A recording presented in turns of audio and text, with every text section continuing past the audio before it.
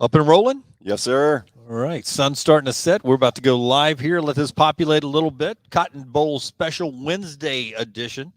And what has turned out, as I predicted earlier today on the forecast, skies cleared up. It's sunny and another beautiful day in the Big D. We're inside today, not on the patio.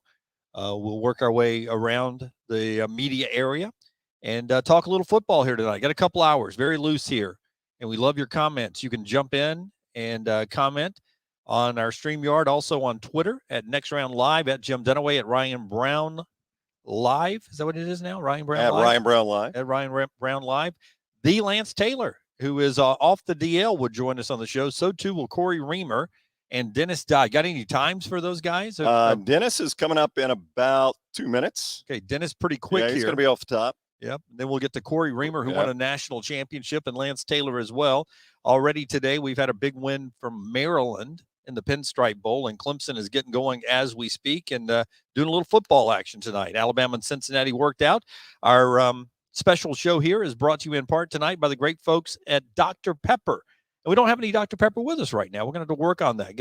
How are we going to do that? Because there are no breaks here. There are no breaks here. How do you plan on us doing that? Do you have any friends locally here that might could help us? If you're in the Dallas metropolitan area, we're on the third floor of the Media Hotel, the Omni. Come on by and bring us a Dr. Pepper. Was that an oversight on our part? A Dr. Pepper Zero or a Dr. Pepper Diet Dr. Pepper. Any of those will work. Any of those. Yeah. Dr. Pepper, a proud sponsor of the show. Glad to have them aboard all week long as we bring you the national championship semifinals. Yeah. Dr. Pepper, college football fans, remind you what started as a season full of rivalries, close calls, and many cold cans of sweet Dr. Pepper is now coming to a close. So raise a Dr. Pepper to celebrate another glorious college football season. Another season of football. And Fansville by Dr. Pepper, the one fans deserve. Let's talk a little bit before we talk Alabama, Cincinnati, and really not a lot of news here locally so far from today, and that's a good thing.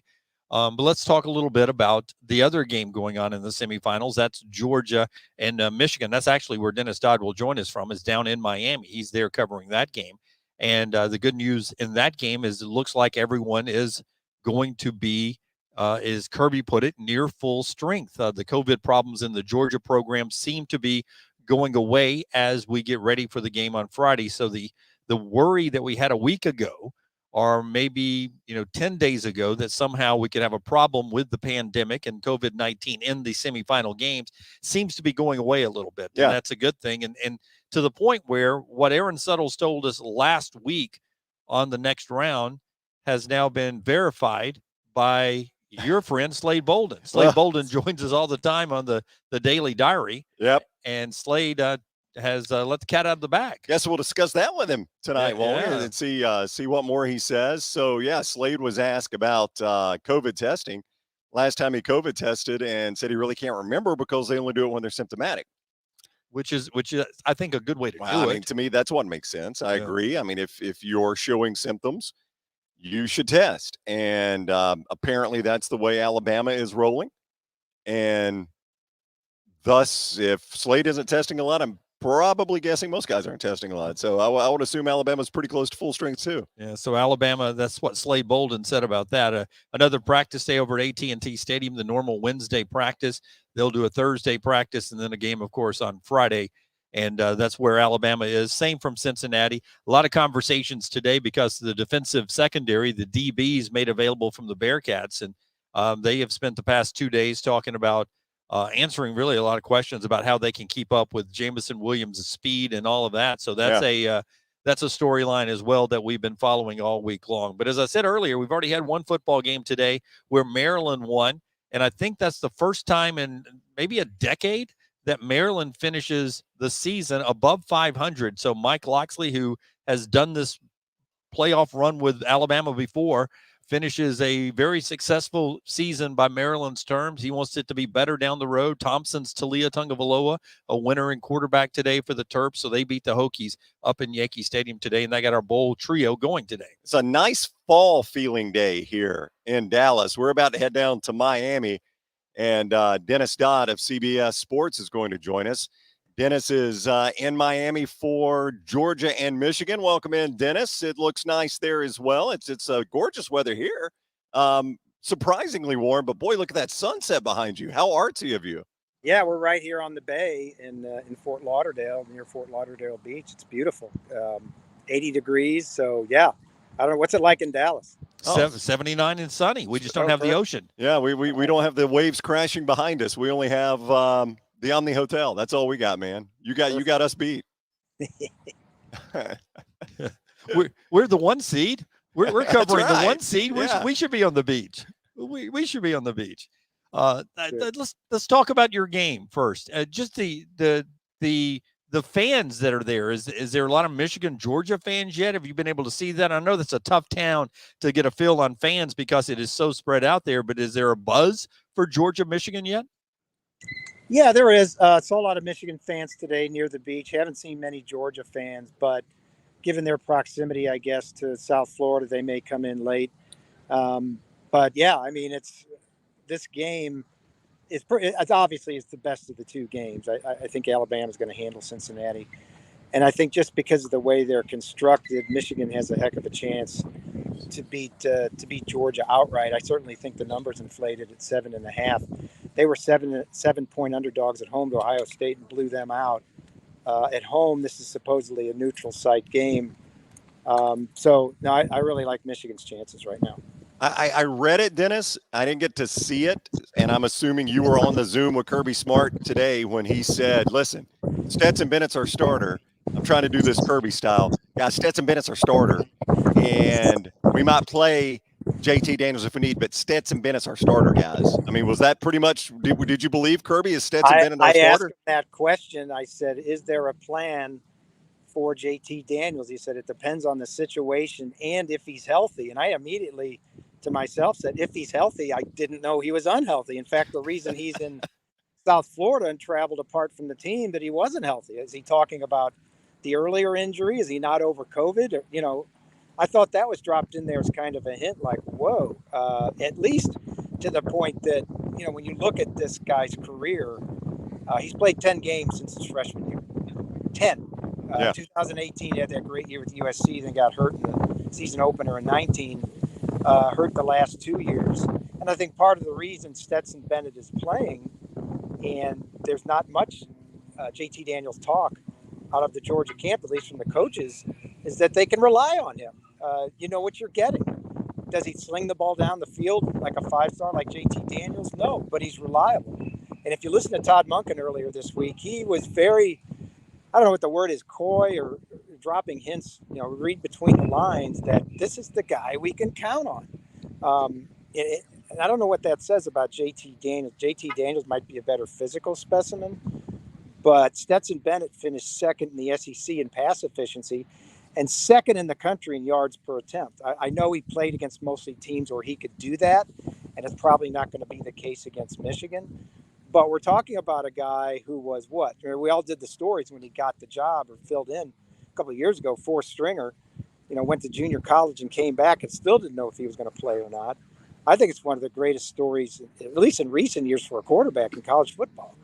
Yeah, and I don't know if you remember that old commercial where the dad and the son setting on the beach, and then the sunset goes down, and then the little kid looks up at dad and says, "Do it again." The sun has just set, Dennis. Do it again. Can you do it again, Do it again, Dennis. That'd be great. I'll try here. I'll just raise that sucker up right there. There you go. On the Stetson Bennett front now, I thought he's done a terrific job. He's gotten a lot of grief this year for not being JT Daniels, but the facts are 8 quarters against Alabama, 6 of them have not been very good. Yeah. And if they're going to win a national I know they got to beat Michigan first, but eventually you may have to play Alabama again. And I think the Stetson Bennett question is fair. Do you think there'd be a mental block there if they survive Michigan? There's Alabama again, and it's Stetson Bennett still their quarterback? Yeah, definitely. Number one, I think in these 2 games, if they end up playing 2 games, at some point they're going to have to score 35 or 40 points to win. I don't know if this offense can do that against quality opponents. You know, we saw that they couldn't against Alabama. You know, can they put up that many against Michigan? Will the defense show up again? But yeah, not many people have succeeded against Alabama, and that's lingering, has to be lingering in the back of the minds of Dogs Nation. You know, not the players themselves, but Dog Nation. Oh, here we go again. We get to the championship game, and here we are, 2017 all over again. Kirby still hasn't beaten Nick. They own us. What's it going to look like? Because right now, I mean, guys, I think Alabama's the #1 team in the country. They're obviously ranked that way in the CFP. But until further notice, until Georgia proves otherwise, and, I've been saying it all week, did they leave their football manhood in Atlanta? Because they got worked. Alabama's the best team. And so they will go into that game, if they win against Michigan, as an underdog, probably at least a touchdown. And it's here we go again with, the mind games at Georgia, where there's always, I did a story earlier this year, actually had to research it, not research it that much, 40 years since a national championship. And the angle of the story is there's always something that's going to go wrong. And when they try to get that summit, you start with Tua in overtime 4 years ago. There's been many instances over the years where they thought they were good, didn't reach the pinnacle. And is this that case where they bumped their heads on the ceiling once again?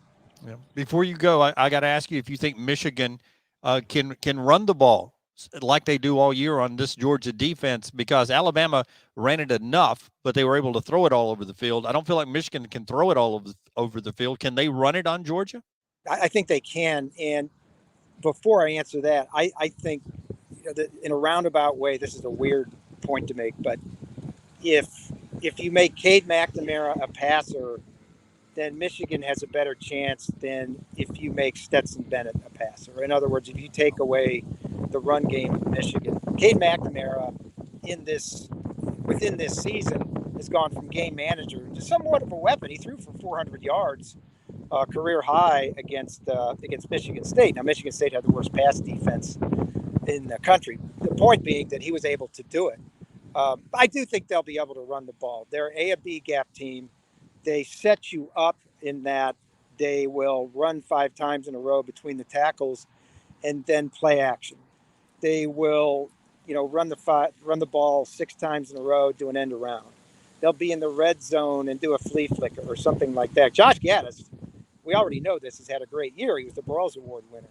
So it's, I hate to say this again, it sounds a cliche, complimentary football. I started saying it with Iowa when I did the Penn State game like it was some miracle. No, it's when you don't have enough talent and you rely on the punting game. Michigan has to do a lot of that. But I do think they'll be able to run the ball with some success against Georgia. All right, and don't forget real quick. Yeah.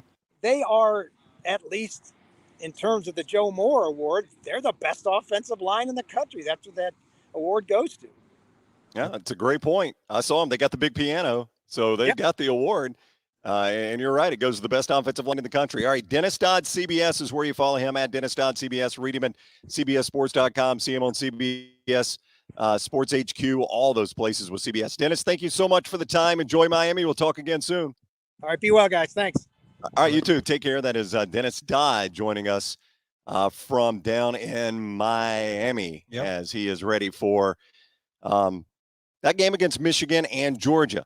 A reminder, this show brought to you in part by Wayne's Pest Control. Now introducing the new Smart Pest solution. Smart Pest combines the effectiveness of traditional pest control services with 24/7 rodent monitoring. Smart Pest monitors and proactively communicates to prevent an infestation. It's the most intelligent, eco-friendly pest control solution available today. Call 866-WAYNES-1 and mention the offer code TNR to receive $60 off your Smart Pest service. 866-WAYNES-1, and the code is TNR. Also by our friends at Champy's World Famous Fried Chicken, Highway 119 in Alabaster. They bring you the show as well. Sterling and his crew down there ready for dinner tonight. If you ever just want to call ahead or go online at champyschicken.com and order, you can go through the quick pickup window. Take care of that right there, and they'll deliver, they'll cater, they'll do whatever it takes. You could be a party of one or a bus that stops off on a team trip. They'll take care of you at Champy's World Famous Chicken, those unbelievable tamales, chicken on a stick, and a lot more. Champy's Chicken, champyschicken.com, Highway 119 in Alabaster. All right, look who's in the green room. Who is that? That's the Lance Taylor. Wow, I couldn't tell. I didn't have my glasses on if that was Lance or if that was Cory Reamer. That's how good of a shape. That's how good of shape Lance Taylor's in. That's right. He is with us now. What's up, Lance? How are you? Lance. Mm-hmm. Lance. I cannot hear anything. Am I supposed to be hearing you guys? You are, yeah. Give me a thumbs up if I'm supposed to hear you. I can't hear anything. Yeah. That's okay. We'll circle back to you. I don't know. I don't know how we can do that. Let's see if that works. In the old days, we used to go, Let me go. "Say Bear!" I know. We would yell for "Say somebody. Bear!" Yeah. You know, There we go. Lunsford's watching this cringing right now. Yeah. I got it. It sounds like you just hit sevens on the lottery on the. We're there. Okay. Sorry about that. Yeah. Wow. I like that. I like Moving the bells slow going down. today. Well, how are you feeling? I'm fine. It's weird. So Saturday woke up with a headache. Sunday started to get a really bad sore throat headache. A little bit better Monday. During the show Monday, I started to lose some steam. Yesterday, a little bit better and a lot better today. So Good. I would say I'm at like 70% today. All right. Good. Good. We told everybody today that you were just on the DL under the weather. That's all the information we gave. So it's a it's a tough time. Everybody's battling back. I know my parents had some kind of bronchitis, and I hope they're feeling better today. They've been sort of getting through that. So it's been everybody's had a little bit of something. It seems like. I'm not afraid to. If you guys don't care, I can don't care. Yeah, I tested positive for COVID yesterday, so there you go. Yeah, so he's COVID positive. Yeah, and honestly, I'm surprised that I haven't had it until this point. We're all out there. We do a lot of social events. I'm doing trivia every week. We go to a lot of bars and restaurants, and I'm living life. I got vaccinated. I got COVID, and what can you do, right?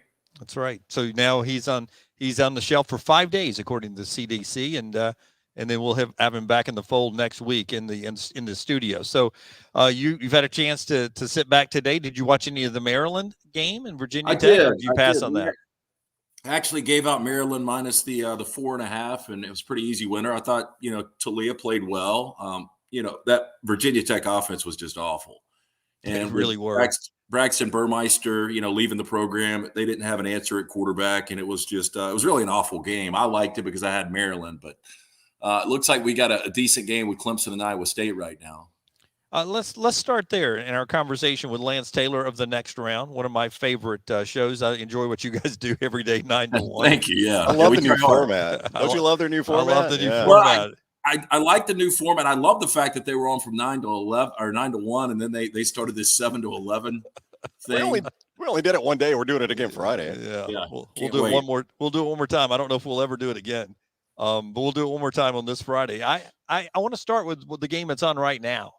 And is there a chance that Dabo Swinney is looking at his latest Kelly Bryant and DJ Uiagalelei, and he replaces him next year? Or is DJ Uiagalelei the quarterback at Clemson next year? Because Dabo's not afraid. Remember, Kelly Bryant took him to the playoffs, and he brought him Trevor Lawrence the next year. Do you think DJ Uiagalelei keeps his job next year? Well, with a win tonight, this will be, and I'm sure you guys talked about this on the Next Round today, this will be 11 consecutive seasons of 10-plus wins. So I think it is kind of important that they get that. I think that 10-win mark, I think that is kind of a badge of honor for this program.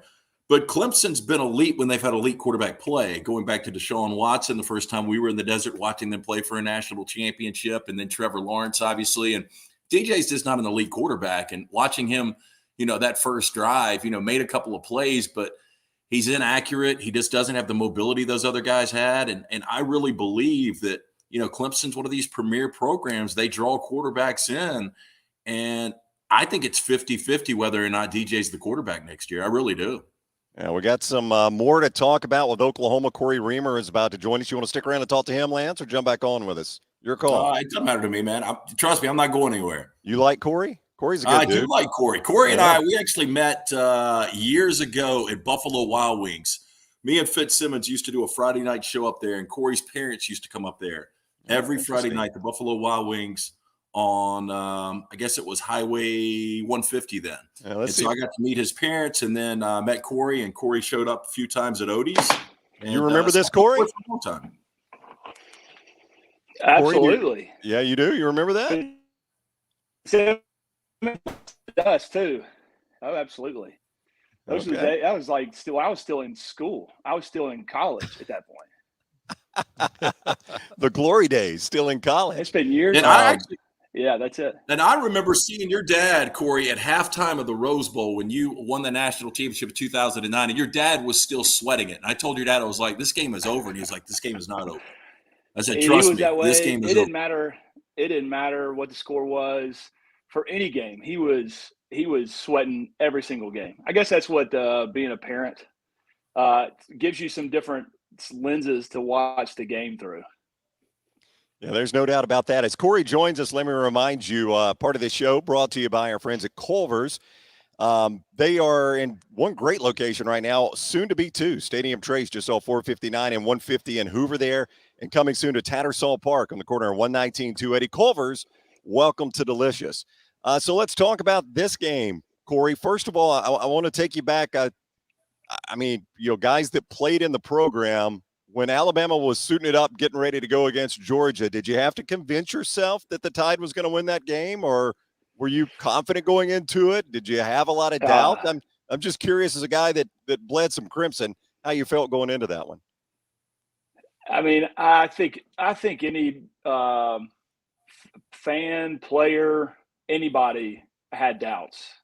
I mean, how could you not? I mean, if you really dug into the details and looked at the schedule of what Georgia had done up to this point, maybe you could come away with seeing that there was a chance. Georgia really hadn't faced a lot of tough competition going into that game. But the problem for us this year was just that we were so inconsistent. It was, you didn't know which Alabama team you were going to get week in and week out. We played some teams, beating them handedly like you're supposed to, and then some weeks we just let teams hang around that you really weren't supposed to. So I think the problem was you didn't know what Alabama team was going to show up. You always got faith in Coach Saban.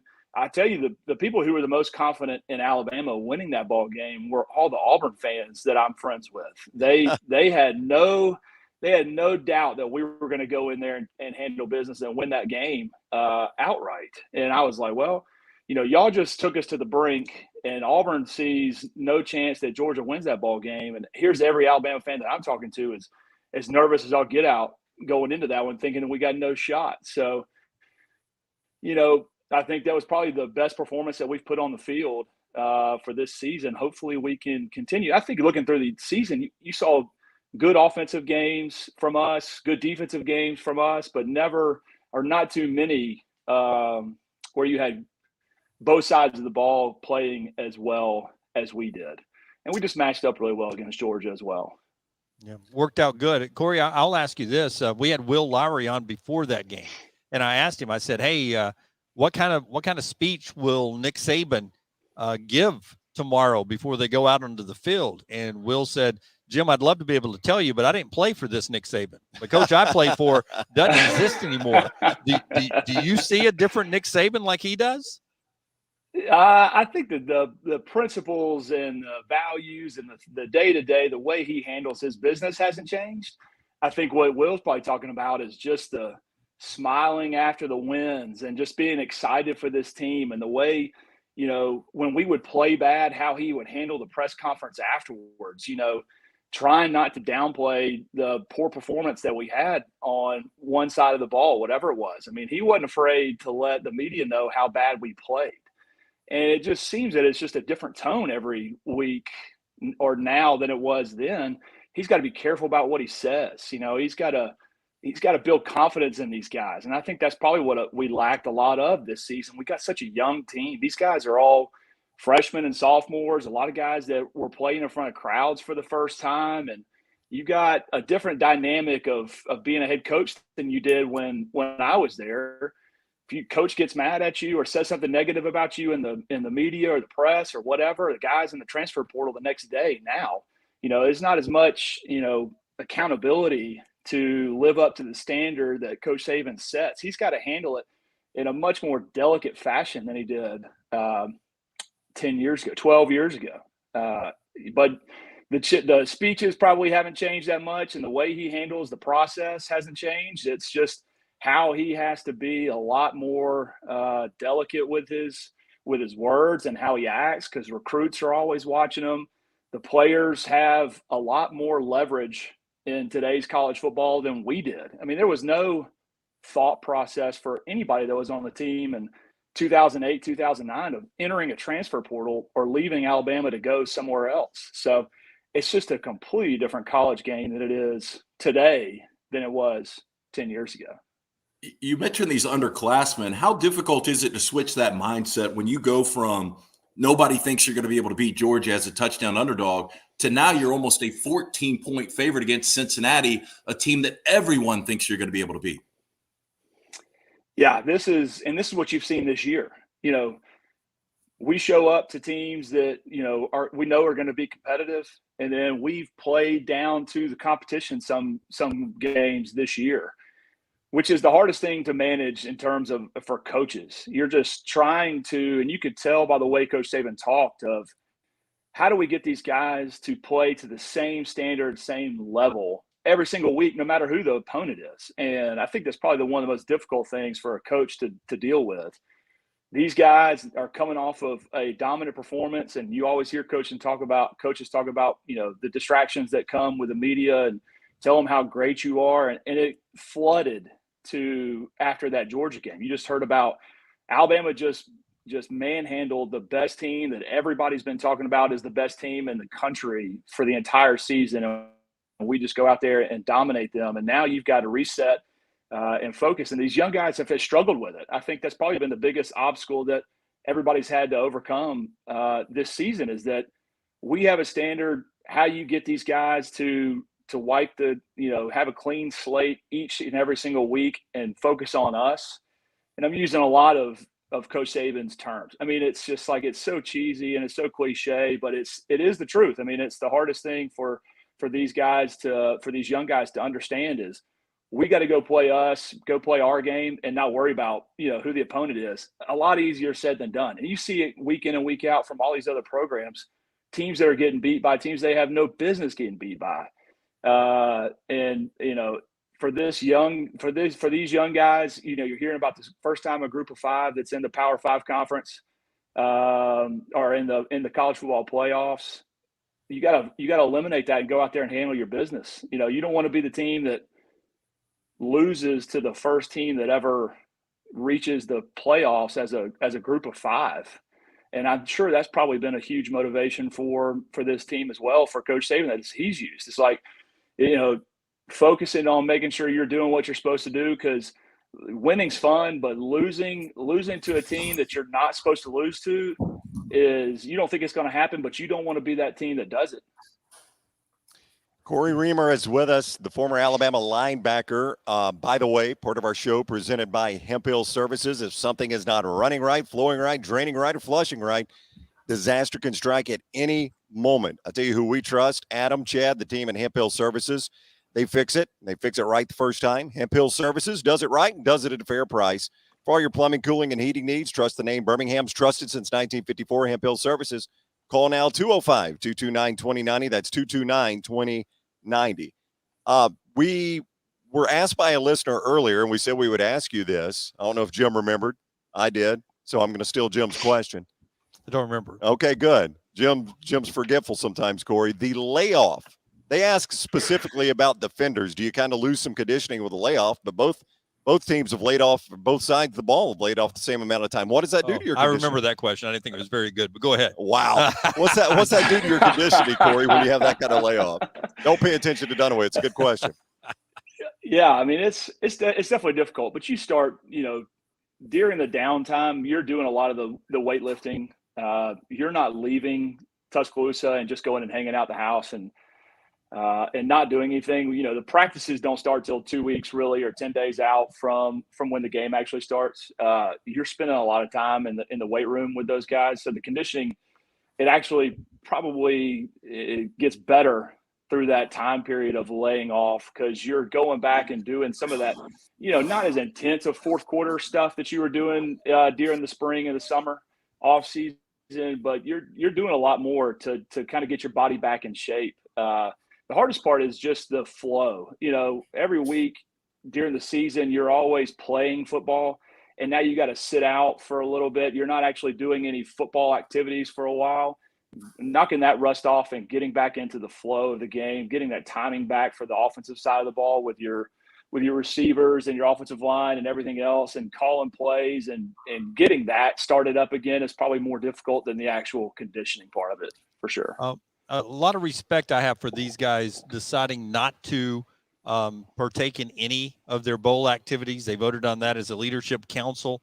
I know you guys had a leadership council back then too. A lot of teams do, but I picture the 2008 or 09 Alabama teams going on bowl trips and the John Parker Wilson, Cory Reamer parties out. There'd be, women in Dallas tonight ready to dance and go out drinking with the Alabama football players. How much respect do you have for these guys saying no to the social aspects of a bowl trip and just focusing on a business trip? I think the perfect example was 2008. We lose in the SEC championship game and go play in the Sugar Bowl against Utah. Yeah. And none of us turned down the bowl activities. We had a great time in New Orleans. I mean, it was a fun trip. We were all disappointed that we weren't playing. And I think that was really the start of when these bowls started losing a lot of luster especially for Alabama fans. And we've not fared well when we played in anything outside of a meaningful game. So New Orleans was a lot of fun for us, and Utah took it a lot more serious than we did in that 08 Sugar Bowl, and you could tell. I mean, it was obvious on the playing field. But the other thing that happened in that 08 championship game that we lost was Rolando stands up in the middle of the locker room after we lose that game in the fourth quarter and kind of lays the law down of, this is the standard. You boys better get ready that are coming back. Next season is going to be different. We know who we've got to be better than. And it was this Florida team that was just so dominant. And that whole season was kind of what you're talking about now, what these guys are choosing to do, of not, we're focused on this season. We know what we're capable of doing and getting back to this championship game and competing for a national championship game. A lot of that stuff that they do in these bowl things too, it's not like it's a lot of partying or a lot of fun. It's more for the sponsors. You go to these dinners and both teams are there, and it's not a lot of late nights. But I remember when we were at the Rose Bowl, we didn't see anything past practice at night. I mean, we had our scheduled dinners or whatever we had to do for the sponsors, but we were there to play a game. And so it's kudos to these guys. There's a lot of leadership that have realized, we could go have a good time in Dallas, but that's not what we're here for. It's a lot easier to go, these bowl games, a lot of them, when you're not playing for the playoffs, that's all you really cared about. Every bowl game we ever went to was all, a lot of them we spent 2 of them in Shreveport. It's not like we could go out and there wasn't a lot of excitement around that game. It was not exactly Dallas or anywhere or anything meaningful. And we were spending Christmas in Shreveport too. I mean, you had to find something to do at that point in time. You weren't excited to be there. But for this game, these guys, I'm just proud there's some leadership that stood up for this team, because early on in this season, there just didn't seem to be much of it. Will Anderson being one of the guys that continues to be vocal. And I'm not sure who else is that. Maybe Phil Mathis, you keep hearing about being a vocal leader. It's good for them. I mean, that stuff's really, you wouldn't expect a lot of late night activities from this team with what's on the line. So it's hard to believe it's been over a decade since you were on Hard Knocks with the New York Jets. Just got to ask you, Rex Ryan was a big fan of yours during that show, but were his teeth nearly as white then as they are now? His teeth are whiter than a toothpaste model's now. I mean, he had those veneers at that time too. He was probably one of the most fun coaches I ever played for. And he was very lighthearted. At the same time, you remember that the whole foot fetish thing came out. Oh yeah, when we were filming Hard Knocks. And Mark Sanchez was a quarterback. I remember that he had somebody while we were at practice come in and fill Mark Sanchez's car up with those packing peanuts. I mean, he was just a prankster, completely different from, I played for Rush Probst and Nick Saban. Two of those two guys would nothing like that was ever going to cross their mind to pull those types of pranks. It was probably the most fun experience, except for the day you get cut. You show up and this film crew knows that, what car you're driving at that point. They're kind of just sitting outside the facility and waiting for your car to pull up, because they know who's getting cut and who's not at that point. Or they're filming all these rookies, and so when they saw my car pull up and all of them scrambling to pick up their cameras to start filming me walking in, walking into the facility, I knew it was a bad sign for me. I knew my time in the pros I knew before that, but it was really it really did hit me hard. I knew exactly what was about to happen when I walked in that building. You should have just kept driving. I wouldn't trade it for anything. I mean, I should have. Pretty much I did. I walked in the building and guys told me to get their playbook, and Rex Ryan, I was like one of the last ones to get cut, and he stopped me on my way to go get breakfast because they were grabbing all these guys. It was so chaotic. We were supposed to work out at 8, but then all these, the assistants to the GMs were coming in and tapping people on the shoulder, kind of like you see in the movies. That's really exactly how it happens. It's like, hey, coach wants to see you, bring your playbook. Nobody was tapping me on the shoulder. And so I go eat breakfast and start getting ready like got a chance to make it. And I'm walking back, and Rex Ryan kind of stops me on the way back, and he wasn't even the one that was making the cuts that day. And he kind of told me what was about to happen. And it was a fun experience. I had to get lucky to even be there. Luckily for me that, these NFL facilities are terrible. A lot of them are, but now they've spent a lot of money. The Jets facility was new. It was in New York, and I had guys that I graduated with who were working on Wall Street, in New York. So I was hopping over from New Jersey into New York on the weekends. It was a lot of fun. It was a lot of fun. All right. He is Cory Reamer, the former Alabama and briefly New York Jet linebacker. Cory, thanks for the time, and thanks for helping us preview the game. Yeah, absolutely, guys. Y'all enjoy it. Enjoy Dallas. We'll talk to y'all soon. All right, buddy. Take care. That is Cory Reamer joining us as we continue from Dallas. Our coverage presented by Dr. Pepper. College football fans, what started as a season full of rivalries, close calls, and many cold cans of sweet Dr. Pepper now coming to a close. So raise a Dr. Pepper to celebrate another glorious season of football and Fansville by Dr. Pepper, the one fans deserve. Also by our friends at Hemphill Services. They're bringing you part of the show here today as well. LT, you got any great things you want to share about Hemphill or anything? I got a new AC unit upstairs that they put in. Oh my gosh. I guess this past summer. Can't even keep up with time now. Yeah, I guess early this past summer. And they helped me out when my hot water heater, when it blew up the first day of our show. So that was August 16th, right? That's right. That is right. Yep. But day of both disasters, they were there since 1954. The name Birmingham Trust. That's right. 205-229-2090. That's 229-2090. Punch up the sun setting on the skyscrapers. I mean, here. look at this shot we got right here. Look how beautiful it is here tonight, LT. You'd love the weather. I mean, every time we've been here, it has sucked, but this is the weather we've had. Look at that. I wish I was out there with you guys. Now, I saw that you went to Rodeo Goat. I can't see the weather. I'm seeing a black screen. Just a black box there. Oh, okay. I hope everybody else is seeing it. Let us know in the chat if you can see that or if we're. Yeah, I cannot see that. But tell me about Rodeo Goat. I saw pictures. Oh, it was great, man. Always good. We took Aaron Suttles with us. He got the really spicy one, the Bodacious, I think it's called. Yep. And then I got the same thing Brown got, which I apparently cannot do anymore, LT. I mean, twice now. We've had lunch 2 days, and I've gotten the same thing as Brown. Does it embarrass Brown? He rolls his eyes now. He rolls his eyes if I get the same thing. But, like today we went to a place called Banditos, right? And they put gray boxes, LT, over things that they are known for in their menu. They've got like 5 things that have a gray box on it. And instantly, the first one I was going to go to was the ribeye tacos. That sounds great, right? Ribeye tacos. Sure. Can't beat that. So Brown orders first. He asked her a couple of questions. And I'm over there holding my paper ticket like an old guy waiting to order. He goes, ribeye tacos. And how do you like them cooked? Blah, blah, blah, blah. And I go, I'll take ribeye tacos too. And he says, Of course you will.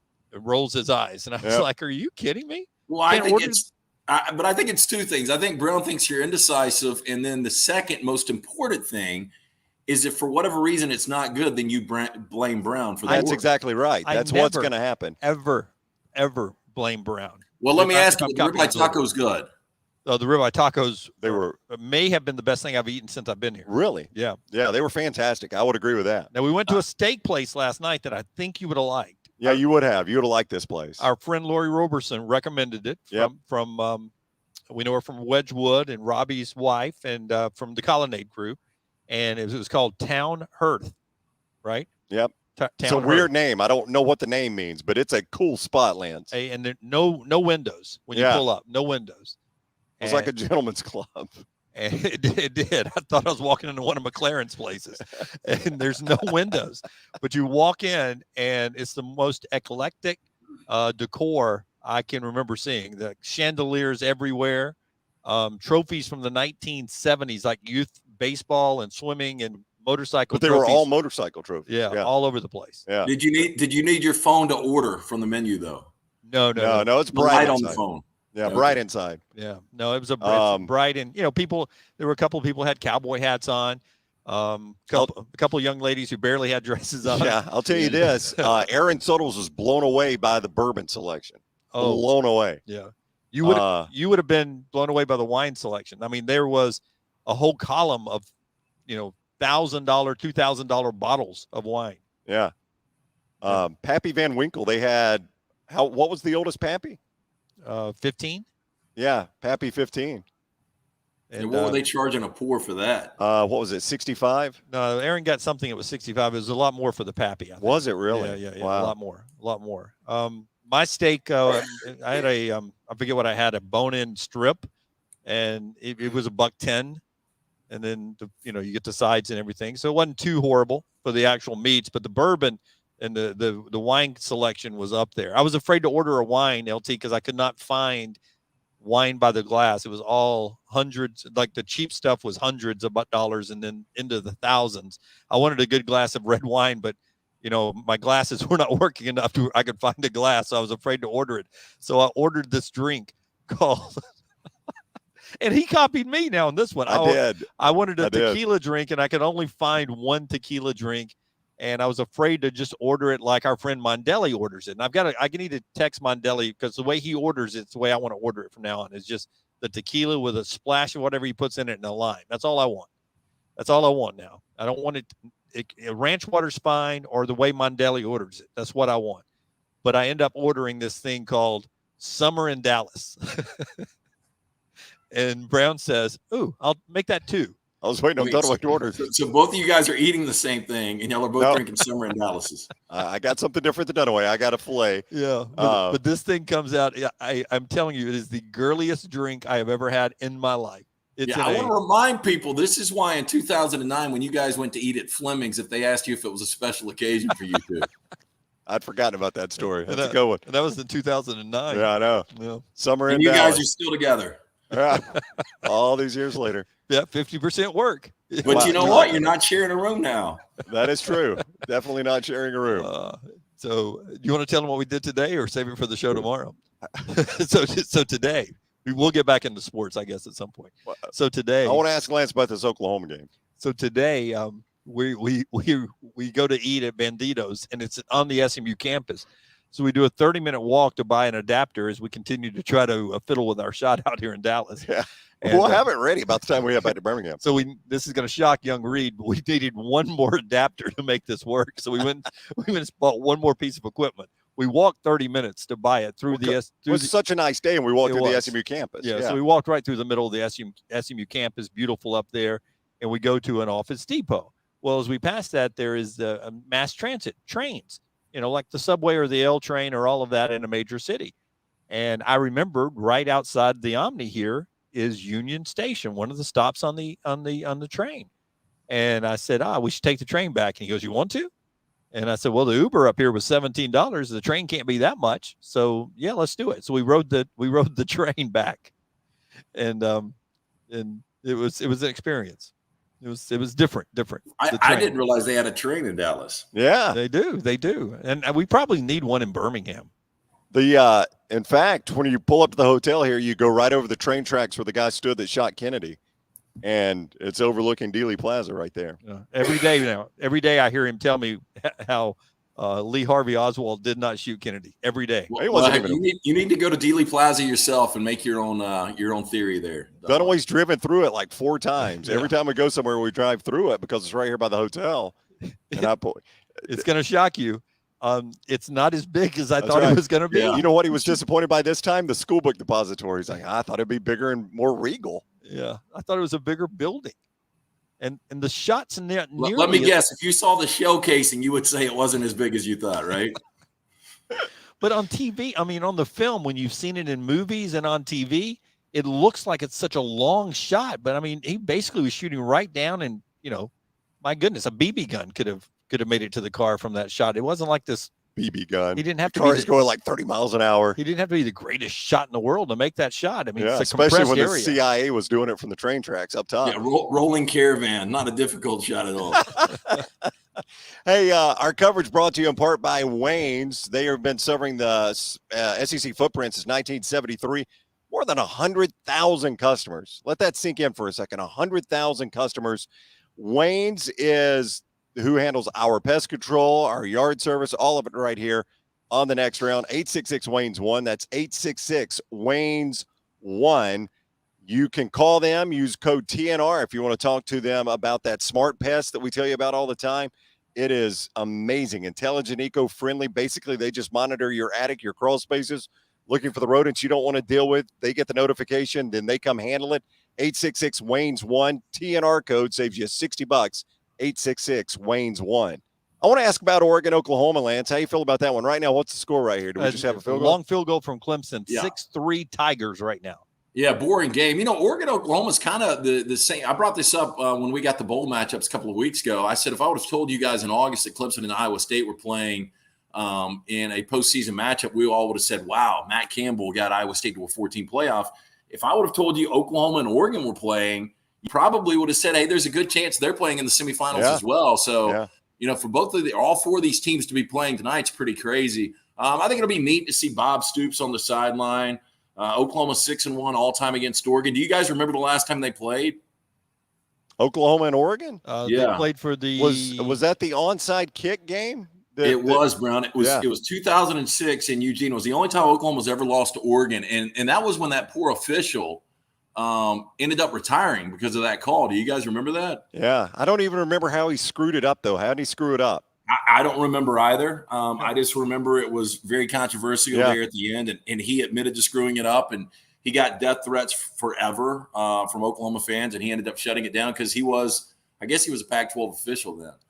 Did we have a replay then? Did they go to replay? And that was when the Pac-12 people sort of overruled the replay official or something? Was that something like that? Yeah, I mean, it's hard. It's been 15 years, but yeah, it was very controversial. But it's the only time Oklahoma's ever lost to Oregon. It was in Eugene. Yeah, that is crazy. So they're playing tonight, and of course, the semifinal games now approaching the 48-hour window. They go Friday 2:30, and then prime time with Georgia and them. And I had a couple of things I wanted to talk to you guys about. The opt-outs. I see 47 for Clemson on your screen right now. LT Skalski, is he out? Did he get a targeting? He was trying to Brock Purdy was scrambling for a first down, and he came up gimp trying to get to him, like right before contact was made. Purdy dove for the first down. He pulled up, and it looks like a hamstring. That's the end of his career. So is that it for him? Yeah. I mean, he's only played there 17 years. I think he's in the South Carolina retirement system by this time. He'll go into coaching. I would imagine. He's doing it right now. I guess he would have an NFL future, right? LT, he's been pretty good. I think, he's a little undersized, but Zach Thomas was. I don't know if he's got the quickness and the speed, Zach Thomas. I mean, he'll be in a camp just because of, his acumen and because of his reputation, but he could always be a bouncer. He looks like a guy that could take a baseball bat across that head. He really does. He is a tough son of a gun. Well, I don't know if you heard what Slade Bolden said today. And again, diary day number 3 coming up tonight. Brown's going to go one-on-one with Slade and talk to him about everything going on in camp. But Slade has let the cat out of the bag. What we talked about last week with Aaron Settled, Lance, is that Slade was asked today, when's the last time you've been tested for COVID? And he goes, I can't remember. We only test players that are asymptomatic or that have symptoms. And so that has become a big story. I think we all agree. I mean, these kids are 21, 22. If they've been vaccinated and they're asymptomatic, why are they getting tested? I mean, if you don't want to play the game, then that's a good reason to test them. And I'll tell you, these home tests. So I've taken the home test. The home test was negative. That's why you guys saw me on Monday. That is right. So I don't even know the accuracy of these tests. Who knows? Yeah, I mean, at this point, you're 50-50. Yeah. Right. And Yeah, I'll which tell you one's wrong? The way I feel right now, 100%, I would be at work. I would go out to dinner. I would be with you guys right now. I think I can make it till midnight or 1 o'clock out drinking right now. But Like if you had just taken the home test and you're like, oh, okay, I'm negative. I guess I just got a head cold or something like that. yeah, I mean, I feel 75, 80% right now. But because, I got the swab and they called me with the results last night, I'm gonna go by protocol and I'm gonna take it easy. But again, I don't know what's what. Yeah. Another thing that we've seen these opt-outs, a lot of people not playing, and I know on the show we all agree that you got to protect your moneymaker, and sometimes that's your legs, your knees, your body when you're going to go play in the NFL. The big discussion now has become with name, image, and likeness. Should the Bulls give some of the money they're giving to the schools to the players and pay the players to play in these bowl games, and take a little off the top of what goes to the schools? Like, for instance, Texas A&M was going to get $5.38 million to play in the Gator Bowl. And, they didn't play because of COVID protocols. But instead of paying them $5.38, say they pay them $4 million to Texas A&M, and 1.38 goes to the Texas A&M players to divvy up. Why not? How do you guys feel about the bowl sort of restructuring who they give the money to and ending up paying the players to actually play in the game? And do you think it would make a difference on some of these star players playing or not? Well, I think you're going to get the same guys. I mean, I'll just give you an example. Like, watching this game, Breece Hall is not going to play. More than likely, Breece Hall will be the first running back to go in the draft. Whether he goes in the first round or not, who knows? Let's just say Trace Armstrong is representing Breece Hall. And they're having a conversation before this game. And he's like, okay, the Cheez-It Bowl, they're divvying this up, and your percentage is going to be, you're going to get $50,000 to play in this game tonight. But is it worth it if you were to get injured, couldn't participate in the combine? There's a chance you can't even be ready for the start of next season. That $50,000, you might fall all the way to a third or fourth round guy.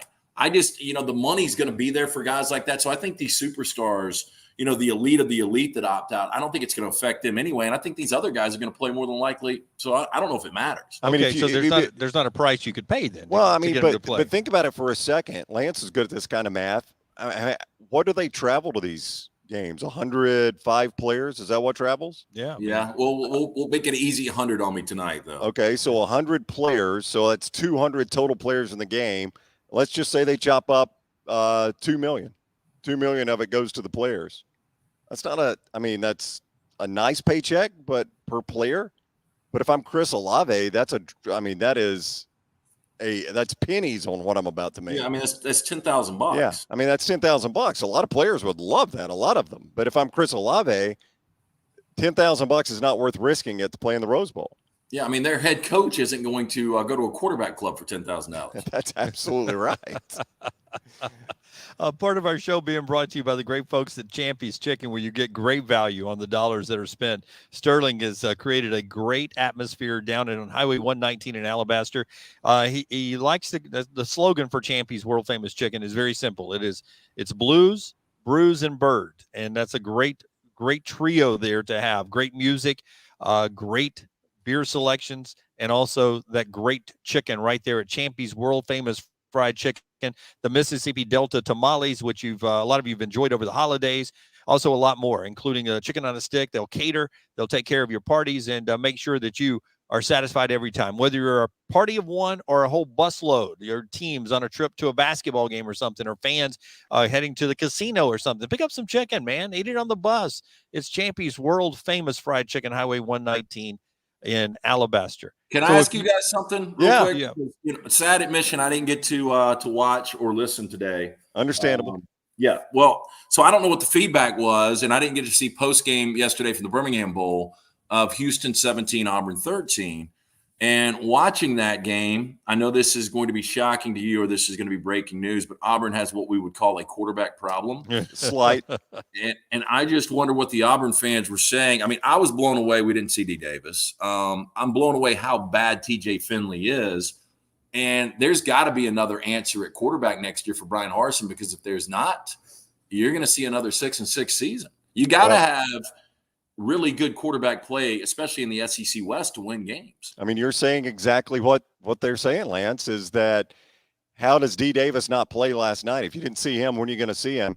And you saw what TJ Finley is. That's who he is. And I think Auburn fans feel exactly like what you're saying. That is a 6-6 team next year with TJ Finley playing quarterback. So you either hope Holden Grenier is the guy as a true freshman, and not that true freshmen can't play. They do it all the time now, but that's your only option if you don't hit the transfer portal. And who's in the transfer portal, Lance, that you like? I mean, is Zach Calzada an upgrade? Is Connor Basilick an upgrade?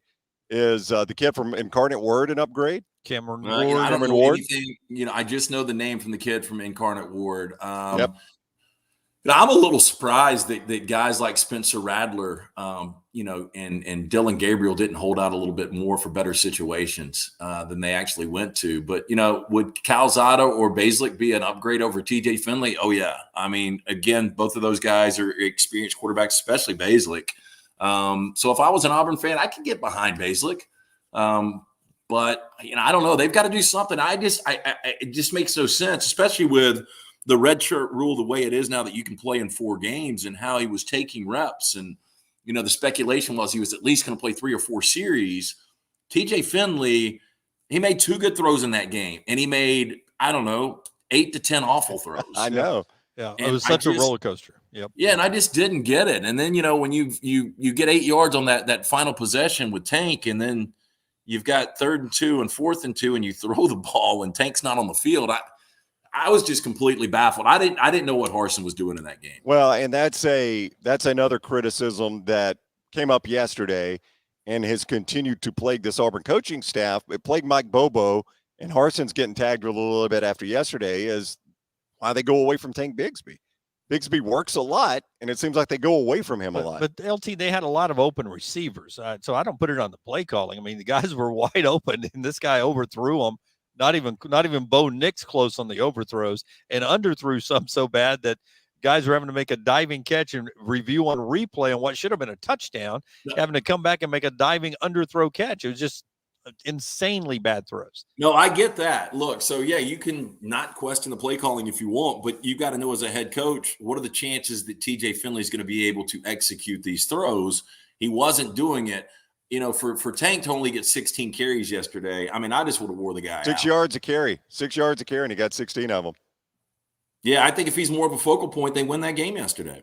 Yep, I agree with you. Hey, Culver's, 2 great locations soon. You got one right now, Stadium Trace, just off 459 and 150 in Hoover. Tattersall Park, 119 and 280. Coming soon. Culver's, welcome to Delicious. They bring you part of this show tonight, our great friends at Culver's. Wonderful frozen treats, great hamburgers as well there, and soon 2 great locations in Birmingham. Yep. Also, our friends at Hemp Hill again, LT, that took care of you, and they've been doing it for so many people in the Birmingham area for a long, long time. Whatever you need, especially if you wake up and you've got an emergency. Didn't they take care of a friend of yours, Brown, that had their washer and dryer flood on the main floor? Absolutely. Called me and said, "Who's that group you guys talk about?" And I told them Hemp Hill Services. Yep, they do it, man. Yeah, since 1954, they are the name that I trust. Birmingham Trust. Rockstar used them last month. Adam, Chad, Andrew, make that call to them today. They are fantastic. Yep. One more thing, and are we winding down, Brown? Is that we are? Okay, we're starting to wind down. So yeah, clock's running. Y'all make me jealous because I'm going to be watching football tonight. I might watch a movie. I've been told that I can't pick another movie because I threw another depressing one out there today, and roommate's not happy about it. So y'all make me jealous. What's the agenda tonight? Yes, you're going to be so jealous. Yeah, I think Brown is going to go to bed. Can you see the sunset here? I saw it for a second. Now it's black boxed again. God, what is going on there? That is weird. But I did see it for a minute. It looked awesome. Oh, it's beautiful on our screen. Yep.